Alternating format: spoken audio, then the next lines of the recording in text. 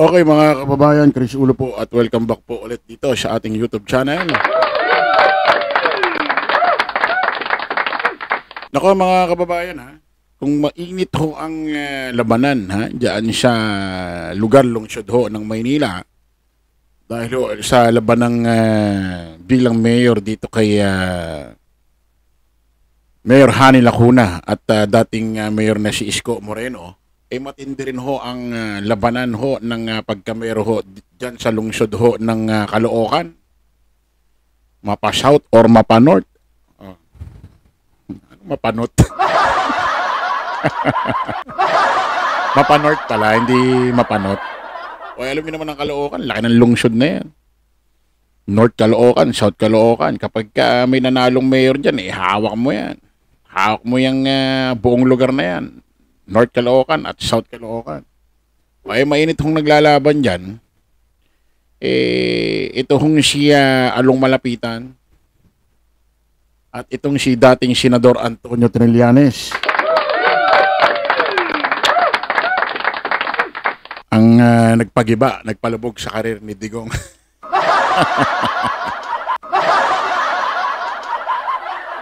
Alam naman natin si dating Senador Antonio Trillanes, mga kababayan. Especially dyan sa mga taga-North, Mapa South Caloocan.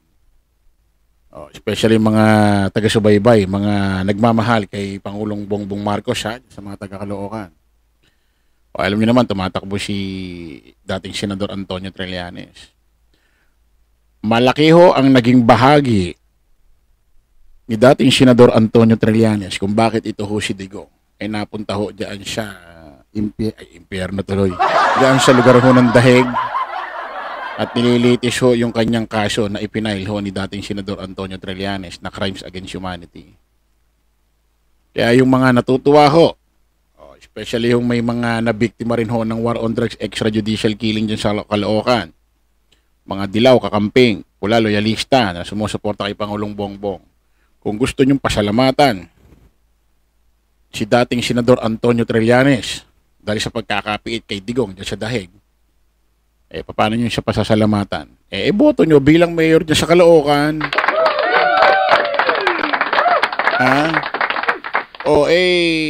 Ang tumatakbo ho dyan na mayor din, kalaban ni dating Senador Antonio Trillanes, malapitan na naman. Hindi ba nagsasawa dyan? Mga kababayan, may usap-usapan sa social media. Ito hong si Along Malapitan, may sakit daw. Na cancer ba? Yun yung nakikita ko sa YouTube tsaka sa Facebook. Cancer daw. Stage 3. Kung totoo yan, ba't tumatakbo pa yan?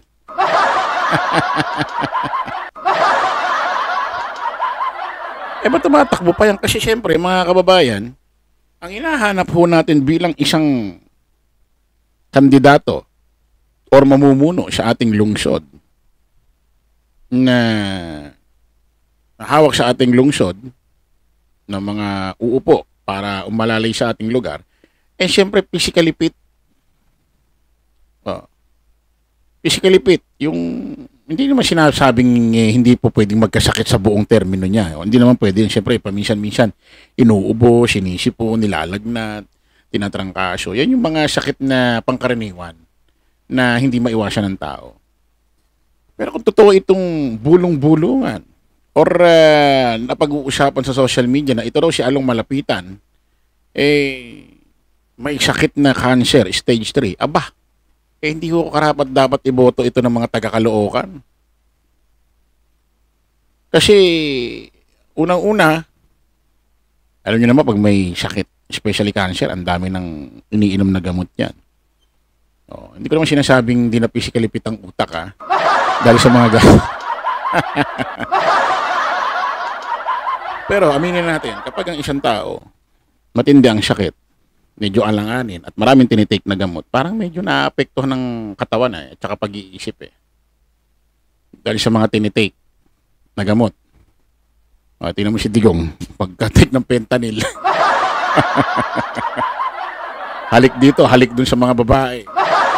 Mura dito, mura dun. Pati Diyos, minumura. Ano yata yan Apekto ng fentanyl. Ay, kung totoo itong mga usap-usapan sa social media na itong si Along Malapitan, may stage 3 cancer. Hindi na dapat ito tumakbo. Isipin mo kung sakaling totoo tatakbo ka pa, ang gagawin mo dyan? Stage 3 cancer. Dapat ang iboboto natin dyan, yung mga physically fit. Snappy. Walang iba kundi si dating Senador Antonio Trillanes. Diba? At ito pa mga kababayan, may kumakalat ho sa social media na kung saan ito tarpaulin ni Trillanes pinagtatatanggal ng mga tao ni Mayor Di Malapitan. Bakit di malapitan? Kaya ang apelido niyan Malapitan Bakit di Malapitan? Hindi ba malapitan niya si Malapitan? Ito post ito sa Facebook. Talagang literal na, talagang kuwang-kuwa yung footage Talagang tinuklap nung tao nung lalaki.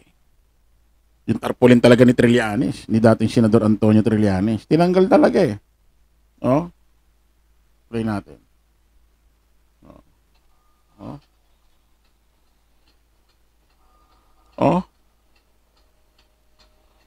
Putik, ba't ganyan? Gagawin ba yan ng, ikaw ba naman kung naglalakad ka lang, mamamalengke ka, may ganito, ganyan. Ba't mo gagawin yan? Tsaka pagdating doon, yung lakad niya, talagang punteriya niya Ibig sabihin, goal niya yon, tatanggalin niya. Ibig sabihin, may nag-utos dito. Tarpaulin ni Trillanes, pinagtatatanggal ng mga tao ni Mayor Di Malapitan. Sabi nito nag-post. Pangalan ng FB page, game ka na ba? Sabi ano ba sabi rito? Kaya raw ba, parang walang nakikitang tarpaulin. Si dating Senador Antonio Trillanes, sabi rito, kaya pala walang makitang tarpaulin ni Trillanes sa mga kalye. Pinagtatatanggal pala. Sabi rito, tao mo raw to, Along Malapitan. Kitang-kita sa video, puntirya niya Talagang goal niya tanggalin. Dire-diretso siya sabay tanggal. Pang. Talagang Ba't naman ganyan dyan, Along Malapitan? Kasi kung ikaw lumalabang ka ng tama, parehas. Hindi ka pa pwede manawagan sa FB page mo, sir, na yung aking katunggali, na si dating Senador Antonio Trillanes, yung kanyang mga tarpaulin, huwag nyo namang pagtatatanggalin at sa akin babalik yan. Kaya bang gawin yun? Bilang sumasakop dyan sa lugar na yan. Hindi patos yan. Saka kung ikaw may talagang sakit ka, kung totoo yung usap-usapan sa social media, hindi ka na dapat tumatakbo. Hindi ka na dapat nag-file ng Certificate of Candidacy. Dapat pala sa Certificate of Candidacy, mga kababayan, kasama pala itong mga medical Dapat pala merong binibigay na certificate ang mga doktor. Katunayan, itong tumatakbong butante na ito nasa tamang pangangatawan, physically fit para tumakbo bilang isang mamumuno dyan sa lungsod. Importante yan gugustuhin ba natin yung mananalo ilang buwan na lang matetepok na? Gugustuhin ba natin yung ganun? Hindi ko naman sinasabing ganun si Malapitan. Ang ibig ko sabihin, gugustuhin ba natin ng isang mamumuno sa ating lungsod tatakbo at ilang buwan nasa bingit na ng may taning na. Siyempre hindi man natin gusto yun, di ba? Kinakailangan dyan ang tumakbo, manalo, maupo dyan sa Caloocan, physically fit, walang sakit. At sinasabi ko sa inyo, mga taga-Caloocan, kung gusto niyo magpasalamat kay dating Senador Antonio Trillanes, especially mga pamilya, mga biktima ng war on drugs, extrajudicial killing dyan.